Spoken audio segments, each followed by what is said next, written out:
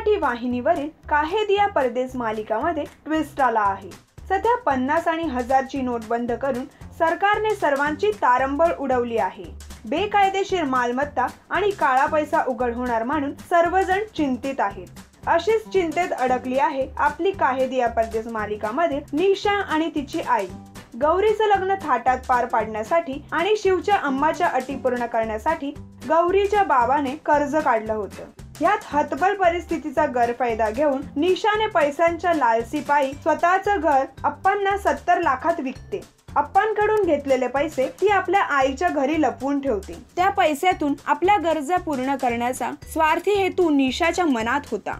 पण सध्या नोटाबंदीच्या निर्णयाने तिची चांगलीच तारंबळ झाली आहे। आपण रक्कम उघड केली तर आपलं बिंग फुटेल याची भीती निशाच्या मनात आहे। ब्लॅक मनीला वाईट करण्याचा प्रयत्न तिची आई आणि ती करतायत। ह्याचा बिंग फोडण्यासाठी गौरीच्या आजीने शिवला मुंबईला बोलवून घेतले आहे।